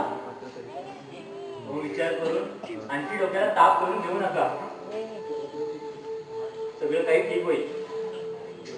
एक वेळ उपाशी राहायची वेळ आली तरी गणेशचे औषध देणार नाही. जिथे आभाळच फाटलं तिथे तू तरी कुठे कुठे ठिकायला लागणार. माझा एकाच विश्वास गोष्टीवर आहे. जेव्हा देव ज्या माणसाकडे पाठ ठेवतो तेव्हा देव त्याच्या पाठीशी उभा राहतो. तो देवत यावेळी पाठीशी उभा राहिला मामा तुमच्या. डॉक्टर जोशींनी गणेशच्या डोळ्याचं ऑपरेशन करायचं ठरवलं. ते म्हणाले पप्पाजी सारख्या देव माणसाच्या मदतीला आम्ही संकट काही उपयोगी पडतो. आयुष्यात हसावं की रडावं तेच काही कळत नाही. कुठे डॉक्टर जोशी आणि कुठे माझ्यासारखा धडपत्री माणूस. मामा आईने 10,000 रुपये दिले गणेशच्या औषध उपचारांसाठी. 10,000 रुपये कुणाचे पाय धुवून कर्ज काढलं तिला. तिला म्हणावं ज्यांच्याकडे पैसे आणले असतील त्यांना परत दे म्हणावं. माझ्या बहिणी माझ्या पटणार नाही. हो कर्ज नाही, तुमच्या लेखीची सेव आहे असं समजून घ्या हे पैसे. तुझ्या बोलण्याचा अर्थ मला समजला नाही मिळणार. सुनेसाठी दागिने करावे त्यासाठी आईने पैसे साठवले होते आणि सुरेखाला खून करून घेण्याचा निर्णय आहे आईचा. हक्कानं बोलते. परंतु माझ्या अशा परिस्थितीत तुला आणखी किती दिवस लग्नासाठी थांबण्याचा आग्रह करू मी. हो आजच त्याचा विचार करण्याची घाई नाहीये. प्रवासावरून आला आहात, आंघोळ करून काय. सुरेखा, हे सुरेखा, पप्पा केव्हा आलात तुम्ही? बघा आठात आलो. तू आधी आंघोळीचं पाणी काढून दे त्यांना. मी घेतो, तुम्ही बसा बोलत. काय म्हणत होते पप्पा? ओघा ना आपल्या लग्नाचा विषय निघाला होता. काय म्हणाले पप्पा? आपल्या लग्नाला त्यांचा होकार आहे. पप्पा ते लाडत जाऊ नको. पाणी आले तरी काही होणार नाही ते. आकाशातला चंद्र हाती लागण्याच्या आनंदात बोलतोय. तू आहेस थोडी चंद्राची चांदणी.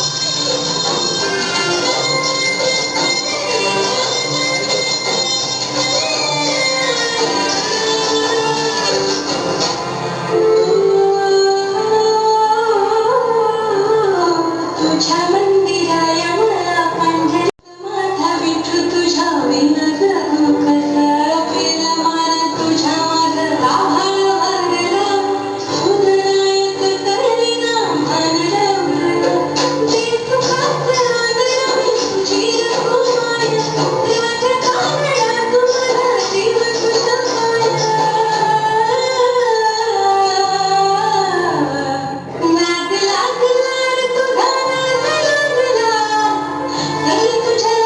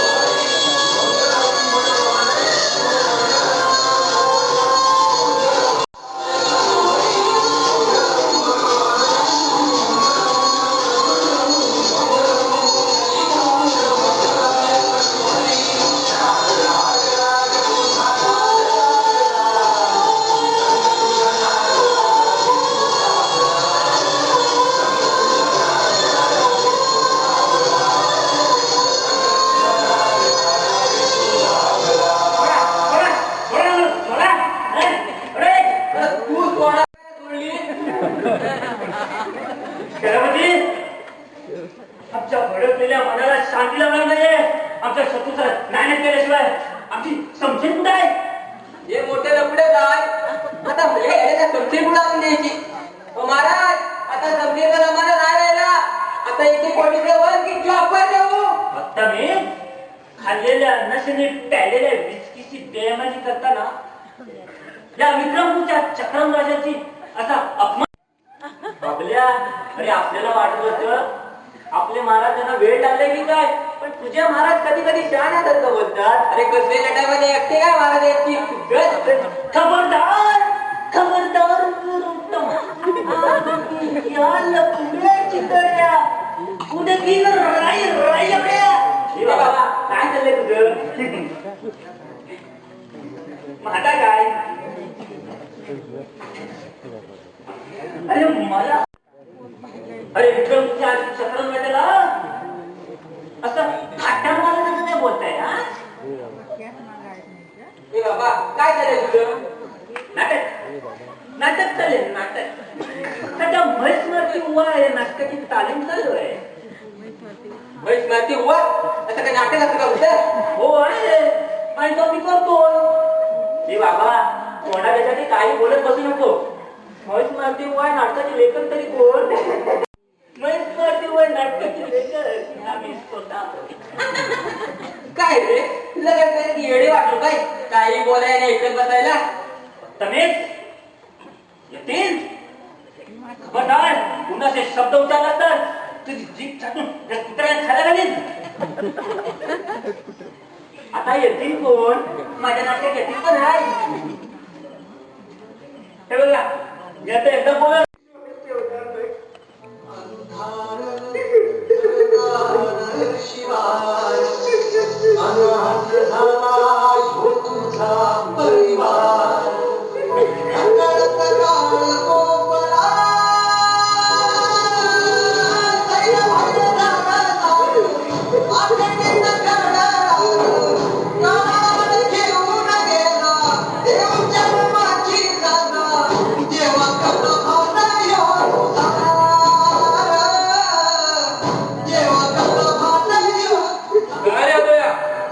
अरे कसली लढावत चालले अरे माता मेला की काय आणि देवाला कोण दिलंय तर सरळ बोल जा तू पहिला जिवंत असेल तर बाहेर बोलव त्याला म्हणावं भुजंगराव पाटील आलाय.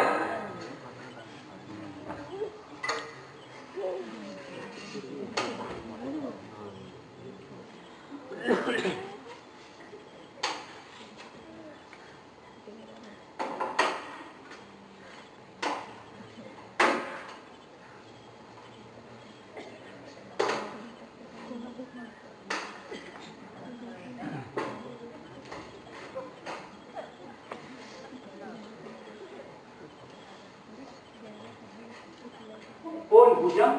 होय, तुझ्या पैशाची सोय. पप्पाजी, आज मी तुमच्याकडे पैसे वगैरे आले नाही हो. मला खात्री आहे तुमच्यासारखी माणसं उशीर करतील, पण कोणाचं देणं बाकी ठेवणार नाही. अहो परवा जे बोललो ते विसरून टाक. भुजंग, हे तू बोलतोय? होय पप्पाजी. माणसाच्या जन्माचे होऊन आपण माणुसकी विसरली तर चार पाहिजे जनावरा आणि माणसात फरक तो काय? पप्पाजी, माणुसकीची नवी वाट मिळण्याचा मी प्रयत्न करणार आहे. त्या प्रयत्नात माझं यश आलं तर तुमच्या अंगावर असलेलं कर्ज आपोआप फिटून देत. तुझ्या बोलण्याचा अर्थ समजला नाही भुजंग मला. तुम्हाला माहिती आहे पप्पाजी, आपल्या गावात आमच्या घराण्याचं वर्चस्व आहे. 5-10 माणसं राबतात आमच्या हाताखाली. हो लक्ष्मी पाणी भरते आमच्याकडे. माझ्या घराण्याची चोरी जोडायला कोणी धावत पळत आमच्याकडे येईल. परंतु तुमचा घरंदाजपणा लक्षात ठेवून आम्ही तुमच्याशी चोरी जोडायचं ठरवलं आणि हा निर्धार आमचा पक्का आहे. मी सुरेखा संबंधाने बोलतोय. कसं शक्य आहे ते? मुलगा कुठला, कोण? हो माझं तर लग्न झालेलं आहे. आमच्या घरात लग्नात आहे तो वासू. डोक्याला मार लागल्यापासून थोडा भ्रमेच्यासारखा वागतो, पण त्याची मुळीच काळजी करू नका. लग्न झाल्यावर अशा पोरांची डोकी आपोआप तळावर येतात. तुम्ही कसलाही विचार करायचा नाही. दोन्ही बाजूचा खर्च मी करेन. मोठ्या थाटामाटात लग्न करू. सुरेखाच्या आयुष्याचं सोनं होईल. हो त्याचबरोबर तुमच्या अंगावर असलेलं अष्टविश्व दारिद्र्य नाहीसं होईल. पप्पा, त्या भुजंगच्या बंड्याला होकार देऊ नका आणि ताईचं लग्न त्या वेड्या वासूबरोबर लावू नका. भुजंग, हे लग्न हे पवित्र बंधन आहे.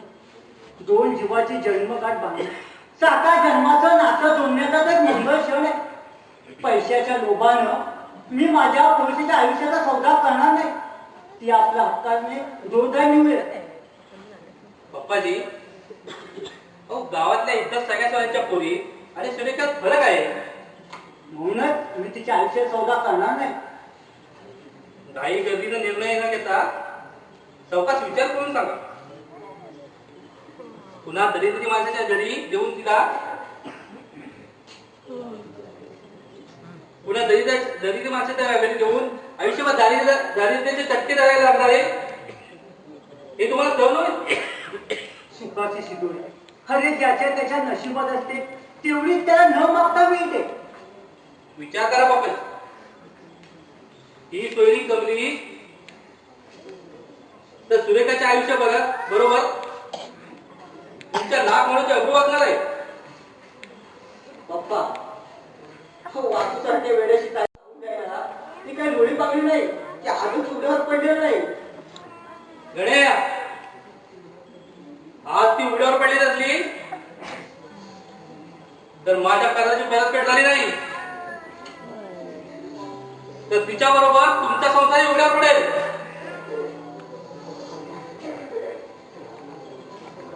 तुमचा नातागत स्वाधीन करून गावावर भीक मागायला लागेल तुम्हाला. आणि तुझ्यासारख्या आंधळा भीक मागणं शक्य आहे, पण सुरेखासारख्या पोरीचं काय करणार? चालता येतोय नादान माणसा. दारूच्या नशेत तुझं आणि विक्रांत झालेलं बोलणं ऐकलंय मी. अरे कुठे भेटले पाप? अशा नीट वागण्याने शेवटी किडे पडून मरशेल.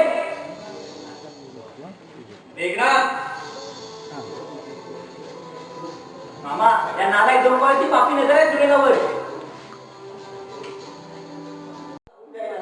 ती काही लोळी पाकळी नाही, की अजून उड्यावर पडलेलं नाही. गड्या, आज ती उड्यावर पडली नसली तर माझ्या कर्जाची परतफेड झाली नाही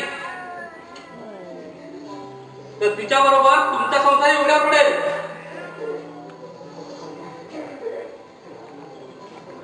तुमचा नातागत स्वाधीन करून गावावर भीक मागायला लागेल तुम्हाला. आणि तुझ्यासारख्या अंजणा भीक मागणं शक्य आहे, पण सुरेखासारख्या पोलीस काय करणार? चालता येतो नादान माणसा. दारूच्या नशेत तुझं आणि विक्रांत झालेलं बोल ऐकलंय मी. अरे कुठे भेटले पाप, अशा नीट वागण्याने शेवटी किडे पडून मरशील. मेघनाथ,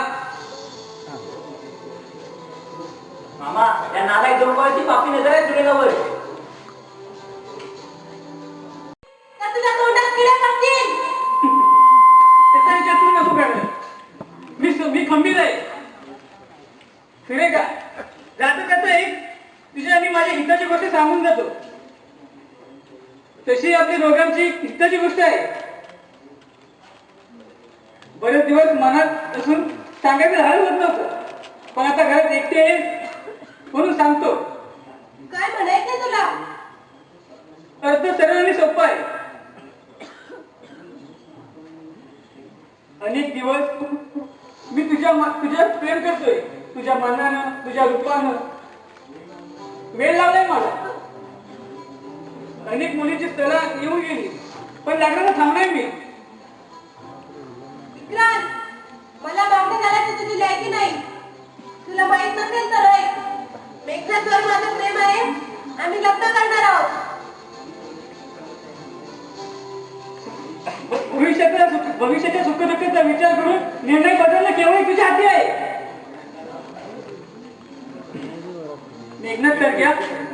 मेघनाथसारख्या माणसावर लग्न करत आयुष्यभर डोळ्यातून टिप्पा काढण्याऐवजी मी तुला सुखाने देईन. माझ्या सुखाची काळजी वाढण्याची इतकंच विलास त्याला कसा येईल ना, आणि तुझे पाय कसे झटझटत राहतील याची काळजी घे. त्या दाढीची धमकी मला देऊ नको. आणि नदीवरच्या पायथीच्या दिवशीच त्याची बत्तीशी कशात घालणार होतो, पण थोडक्यात वाचलाय. एक शब्दही नको नकारायला लागतून.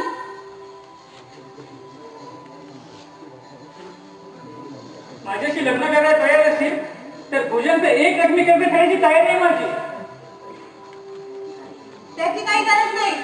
गरज नाही आहे की नाही हे लवकरच समजेल.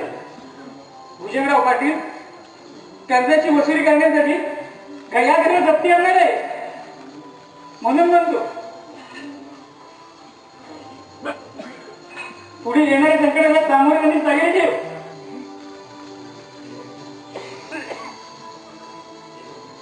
हे बघ, 20,000 रुपये तू फक्त हो मग बघ त्याच्या गणेच्या तोंडावर फेकून त्याचे तोंड कायमचे बंद करतो. नीच माणसा. मुलीच्या जातीला भट्ट झालं त्यांना बरं नाही.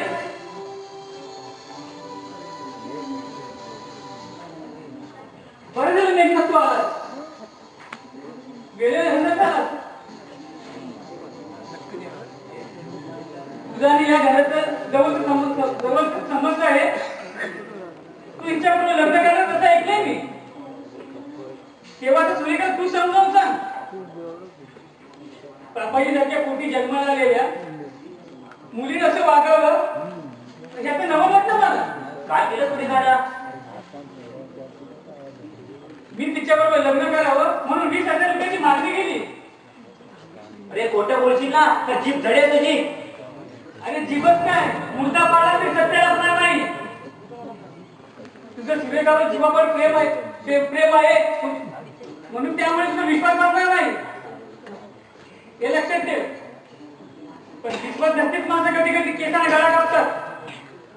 आता हेच बघ, सुरेखानं 20,000ची माझ्याकडे मागणी केली आणि त्या मोबदल्यात माझ्याशी लग्न करायला तयार आहे ती. सुरेखा काय ऐकतोय मी? हलकट नीट चालता इथून.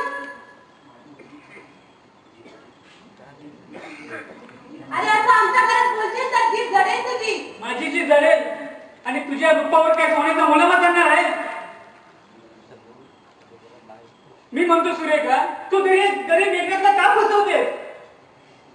त्याच्यासारख्या गरीब माणसाशी तुला लग्न करायचं नसेल तर तसं सांगून टाक त्याला. सुरेखा काय ऐकतोय मी? हलकांनी चालतो इथून. मी लग्नाला नकार दिला म्हणून राग येणं साहजिकच आहे, पण तुझ्यासारख्या मुलीशी लग्न करायला मी मूर्ख नाही. आज तू मेघनाथला जोडायला निघाली, उद्या मला सोडून दुसऱ्या हात सोडून पळून जाशील. येतो मी. मेघनाथ बोलत का नाहीस तू? काय बोलू मी? विक्रांतने सांगितलेलं खरं वाटलं तुला? खरं नाही तर मग काय खोटं आहे? त्याच्या शब्दावर विश्वास बसला तुझा? देवा, खास आमच्या आईचं ते कळवलंय. आता तुझ्या लग्नाच्या कमाडापासून विरगण्याच्या बावळत नाही मी.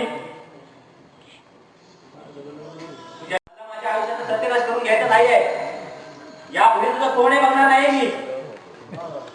आता गैरसमज करून जाऊ नकोस.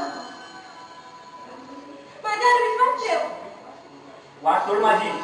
नाही, असं संशय मनाने मी तुला जाऊ देणार नाही. माझी शपथ आहे तुला. शपथ पळाला मोठी गतीवर जाऊन गेले. सुरेखा,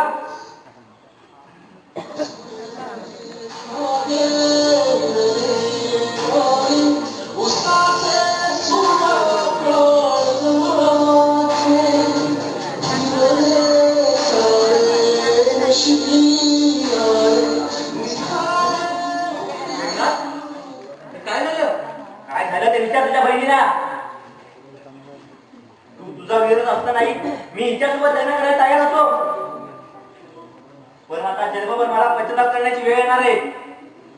त्यावेळी तुझं ऐकलं असतं तर माझ्यावर ही वेळ आली नसती. तुझ्या बदलचा अर्थ कळत नाही मला. तुला त्याला असला तर तुझ्या विक्रांतला विचार. अरे त्याच्यासोबत लग्न करण्याचा विचार या तुला नका. कोणी सांगितलं तुला? अरे कोणी म्हणजे विक्रांतने सांगितलंय. त्याच्या शब्दावर तुझा विश्वास बसला? अरे तू त्याच्या शब्दावर विश्वास ठेवू शकतोस ना, मी का ठेवू नये? मेघनाथ. सुरेखा, खरं काय ते मला तुझ्या तुलना लागायचंय. दादा, गैरसमज झाला मेघनाथचा. घरात कोणी नसताना इथे विक्रांत आला.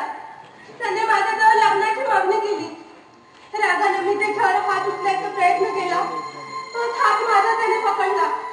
तितक्यात मेघनाथ आला. मेघनाथला बघताच विक्रांतने त्याचं पावित्र्य बसून मेघनाथला खोटं सांगितलं. आलं माझ्या लक्षात. विक्रांत, आता तू माझ्या तावडीत सुटत नाही. सुरेखा, आजवर विक्रांत भुजंगसारख्या नादान माणसांच्या विश्वास ठेवला मी. व्यसनाच्या आहारी जाऊन घरादाराची, स्वतःच्या आयुष्याबरोबरच घरादाराची, घरातल्या माणसांची, पाठीला पाठ लावणाऱ्या भावनांची पर्वा केली नाही मी. पण आता माझे डोळे उघडले. तू काळजी कर नकोस. मेघनाथचा गैरसमज मी दूर करेन. मला खात्री आहे आपल्या कुलस्वामीच्या आशीर्वादाला सर्व काही ठीक होईल. पप्पा, मला क्षमा करा. अरे कशी बापाकडे क्षमा मागतोस. अरे चुकला असला ते रक्ताचा पोर आहे तो माझ्या. आज तुझी चुकला करून चुकले हे बघून मला तेवढं समाधान वाटते. या क्षणाची मी वाट बघत होतो. आता केव्हाही मनाने याला मोकळा झालो. पप्पा ते बोलू नका. आज तुम्ही दिलेल्या शिकवणीवर कुठल्याही जगात कष्ट करण्याची तयारी आहे माझी. कष्ट करून तुम्हाला सुखात ठेवेल मी. आता आपण विचार करायचा तो फक्त सुरेखाच्या लग्नाचा.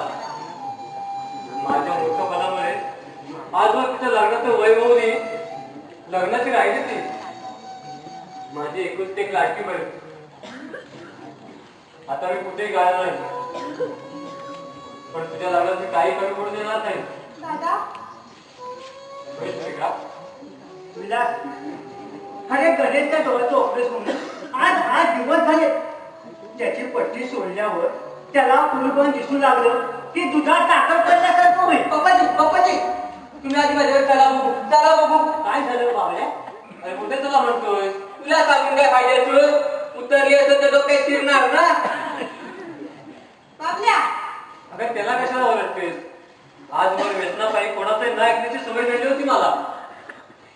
अरे इलाज तू बोलतोय का? काहीतरी फरक पडलेला दिसतोय. बघू बघू तर तोंड बघू बघ. अरे इलाज आज तुझ्या पश्चिमेकडे बोलावलाय. बघल्या आधी तू कशाला असते सांग. च्या मारी झाल्या माझा मुस्काट असं होतं बघा. मुद्द्याचं मला विसरत गेला. अहो गुजरात पाटील यांचे साथीदार दारू पिऊन झालं. अहो परतात उभं राहून पुऱ्या गावाला शिवाय देतात. रांडचं डुकरावानी उड्या मारून रेड्यावानी बोबटतात. अहो मेघनाथ पण पुरं घेऊन खंबीरपणे उभाय. अहो प्रकरण नवरी तुमलं आलंय तेव्हा मेघनाथच्या म्हातारीने तुम्हाला बोलवलं. तुम्ही चला बघू. अरे बापरे, हे आधी सांगायचं नाही. मी गेल्याशिवाय मेघनाथ कुणाचं ऐकणार नाही. तुझे का येतो मी जाऊ. चल बाबा चला चला. चौकाचा पप्पा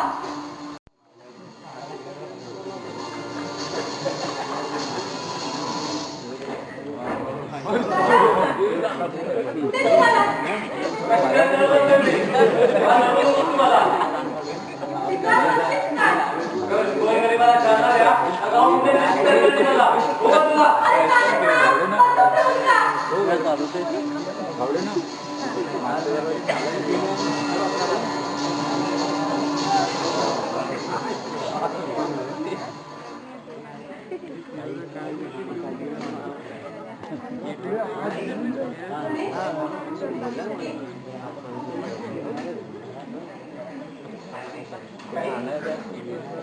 कुठे गेलाय तू?